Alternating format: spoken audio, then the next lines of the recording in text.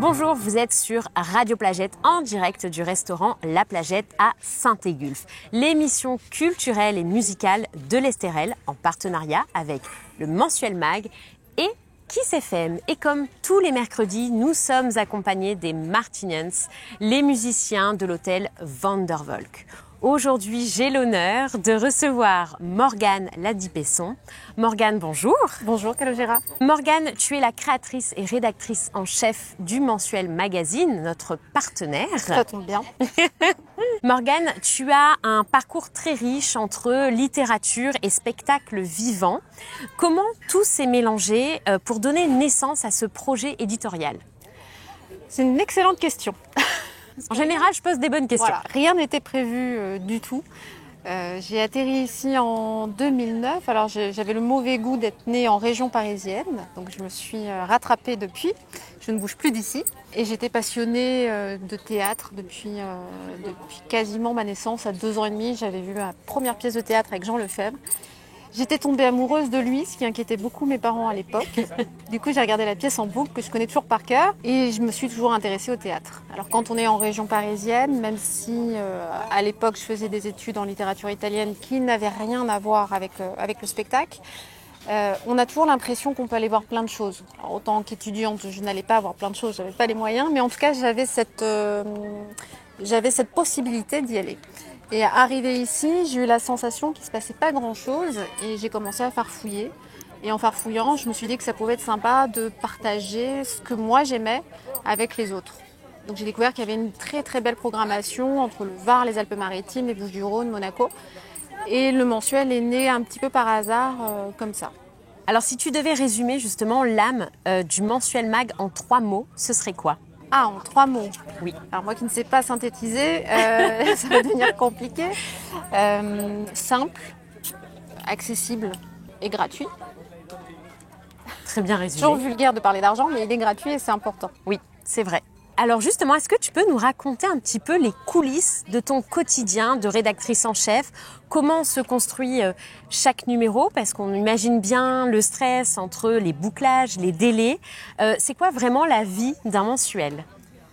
La vie d'un mensuel, en réalité, c'est un travail quotidien. Alors moi, j'ai des gros soucis d'organisation. C'est pas du tout ma spécialité, donc je suis tout le temps en retard. Donc je fais de vrais bouclages assez denses. Et pourtant, on travaille tout le temps. Mais c'est vrai que le magazine papier a une existence depuis 16 ans. Entre-temps, on a eu la vidéo, le site internet, l'application. Donc tout ça demande un travail quotidien. Heureusement, je ne suis pas toute seule du tout. Mais c'est vrai que les journées passent très très vite. Et entre la préparation du magazine et tout le reste, ça occupe le mois entier. Alors justement, le voici, le magazine. Il te va très bien. Merci. Où pouvons-nous le retrouver? Alors on peut le retrouver donc de Monaco à Saint-Tropez. Magnifique. Un petit côté Marie, ce que j'aime beaucoup. J'adore. Alors on peut le retrouver partout et principalement, alors évidemment dans les lieux culturels, les cinémas, les offices de tourisme et les mairies, mais principalement dans les commerces. En fait, on a vraiment voulu démocratiser au maximum la culture et aller chercher les gens dans leur quotidien. Donc c'est pas ce qui est le plus glamour entre guillemets à l'origine. Mais on a voulu le déposer en boulangerie, en supermarché, en boucherie, en tabac. C'est vraiment là où les gens, comme tout le monde, vivent, font leurs achats et c'est là où ils prennent la décision de le prendre et du coup de consulter. Les interviews, c'est une grosse partie de ton travail. Est-ce que tu les vis comme des moments privilégiés, voire parfois intimes avec les artistes ou les professionnels que tu rencontres? Oui. Alors en fait, les interviews, c'est surtout ce qu'on voit. C'est pas nécessairement ce qui prend le plus de temps, mais c'est ce que les gens retiennent. Les interviews, au départ, c'est ce qui me faisait le plus peur. J'ai toujours été très timide, donc l'idée même de faire, de me sentir jugée par un artiste qui a l'habitude de faire des interviews, c'était très angoissant pour moi. Donc j'ai toujours eu une tendance à beaucoup les travailler en amont pour savoir exactement de quoi je parlais. C'est comme ça que je me suis rassurée. Et au bout d'un moment, j'ai compris en étant face à des artistes très connus et qui en avaient enchaîné beaucoup, que eux-mêmes avaient besoin d'être rassurés à l'instant T, parce qu'à ce moment-là, ils ne sont plus dans leur boulot. Ils ne sont plus sur quelque chose qu'ils maîtrisent, ils doivent se prêter au jeu et se laisser aller. Du coup, j'ai compris que c'était à moi de les rassurer. Donc pour ça, il fallait d'abord que je fasse un petit travail sur moi. Et surtout, il y a quelque chose de très particulier dans l'interview, c'est qu'exactement comme on est en train de faire là, pendant un temps donné, il n'y a rien d'autre. Il n'y a pas de conversation annexe, il n'y a pas de téléphone, il n'y a rien qui peut venir interférer et on se consacre uniquement l'un à l'autre. Et ce petit moment-là, cette petite bulle, elle peut être de 10 minutes, de 20, de 45 quand on a de la chance, ou voire d'une heure, une heure et demie. Ce moment-là, il est très particulier, il est très précieux parce que c'est un temps que parfois on n'accorde même pas à ses proches, à ses amis, à sa famille. Donc c'est vrai que j'ai plutôt tendance à le voir maintenant comme une petite bulle hors du temps où effectivement on s'intéresse uniquement à quelqu'un. Pas uniquement pour de la promo ou des phrases chocs, mais vraiment pour essayer de connaître un peu mieux l'artiste et le rendre aux yeux de tout le monde plus abordable et plus humain. C'est bien vrai. C'est vrai que c'est un moment hors du temps. Oui, complètement. Sur ces belles paroles, on va faire une petite pause musicale.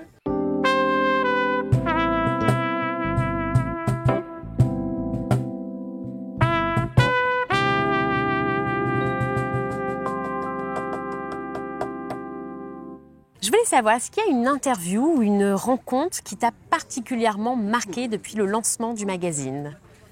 Il y en a beaucoup. Il y en a J'imagine. beaucoup. Si je dois me rappeler de moi enfant, je dirais, ça va faire rire beaucoup de gens, mais Chantal Goya. Oui. La toute première fois où je l'ai rencontrée, j'étais assez intimidée. Il y a eu Johnny Hallyday à la Tour Eiffel, une chance merveilleuse de pouvoir le faire.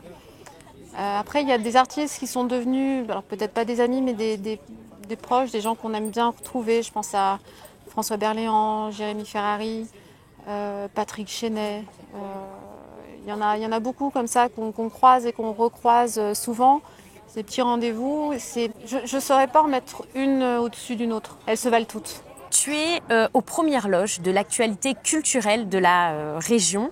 Comment tu ressens son évolution ces dernières années ici à Fréjus-Saint-Raphaël? À Fréjus-Saint-Raphaël, je trouve que, alors Fréjus-Saint-Raphaël, les leaders, entre guillemets, qui me viennent en tête, ça va être le Mas des Escaravatiers, ça va être l'Aglocène qui maintenant est regroupée de nouveau sous le nom du Forum, du Théâtre du Forum. On a aussi les Estérelles qui travaillent beaucoup, la production Mademoiselle, on a le Bibi Comédia, on a le Vox. L'air de rien, sur un petit territoire, on a quand même beaucoup d'acteurs qui œuvrent et je trouve que petit à petit on tire notre épingle du jeu. Moi je le vois quand je parle avec des comédiens ou des productions, surtout les productions qui programment, entre les Nuits Auréliennes, tous les événements d'été, le Forum, le Palais des Congrès, c'est devenu une véritable étape. Ils se souviennent d'être venus, ils se souviennent de l'accueil, ils se souviennent des paysages et surtout ils n'hésitent pas à programmer leurs artistes parce que ça se remplit très bien. Qu'est-ce qui te fait encore vibrer après toutes ces années dans le monde du spectacle et de la culture? Moi, ce qui me fait le plus vibrer, ça restera toujours le théâtre. J'adore en fait voir les gens, c'est même plus dans l'interview, mais avant de monter sur scène. C'est toujours humainement impressionnant et intéressant de les voir faire. Sur une troupe de 6 personnes, aucune d'entre elles ne réagira pareil avant de monter. Certains ont besoin de déconner, d'autres de s'isoler, d'autres de téléphoner, d'être tactiles, de faire des blagues. Tourne en rond. C'est un petit laboratoire humain que j'aime énormément. Donc l'avant-scène, j'adore me glisser, rester discrète à les observer. Et ce qui me fait vibrer le plus, je pense que c'est les applaudissements. Alors bien sûr, ils ne sont pas destinés du tout, mais je trouve ça tellement magique de voir des personnes en train de saluer, hyper émues, et d'avoir une salle debout en train d'applaudir. D'une certaine manière, on se dit que tous, on a un petit peu agi pour que la chose soit possible. Alors peut-être que 5 places auront été vendues pour un spectacle grâce au mensuel, ou 0, peu importe, mais on est tout un tissu culturel qui agit dans ce sens-là. Et c'est vrai que les applaudissements, c'est peut-être la plus belle récompense pour tous. C'est bien vrai. Et pour finir, quels sont les événements culturels à ne pas manquer cette année dans la région? Alors il y a tout ce qui vient de passer. C'est vrai que j'ai des petits chouchous comme les Nuits Auréliennes qui sont purement théâtrales, les Théâtrales d'Aise qui viennent de se clôturer. Après, à l'année, on a moins d'événements, c'est plus des spectacles, voilà, sur des programmations long cours. Après, moi, j'ai beaucoup d'affect pour évidemment tout ce qui est théâtre du Forum, pour le mât qui continue aussi l'hiver. Il ne faudrait pas oublier qu'il y a toute une programmation toute l'année. Je pense aussi au Carré à Sainte-Maxime qui n'est pas très loin de Fréjus-Saint-Raph et qui a une magnifique programmation. Le Théâtre de Grasse, le Théâtre National de Nice. Voilà, on a vraiment des acteurs sur le territoire qui nous proposent des choses très diversifiées, très complètes, très denses. Donc voilà, j'espère que tout le monde consulte un peu ses programmations et puis fait son tri, fait son marché là-dedans. Oui, c'est vrai qu'on a une belle programmation Ça bouge sur la région. Effectivement. Il n'y a pas qu'à Paris. C'est ça. Nous aussi. Eh bien, écoute, merci à toi. Infiniment Morgane. Et puis, on va se faire une petite pause musicale encore une fois.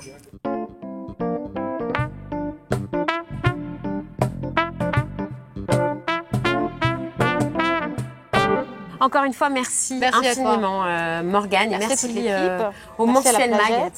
Merci à Kiss FM aussi. À Kiss FM, le Mensuel Mag, les Martinians, Landy Productions qui réalise également ce podcast. Et en rythme. Parce que moi, je l'ai refait. Merci beaucoup. Et nous retrouvons la semaine prochaine pour un nouvel épisode de Radio Pagette. Les garçons? Et alors, est-ce que tu as le numéro de Brad Pitt? Non, je parle pas anglais. C'est que l'anglais qui me manque. J'ai chanté Goya. C'est vrai. Je sais pas si ça m'intéresse vraiment. C'est pas pareil.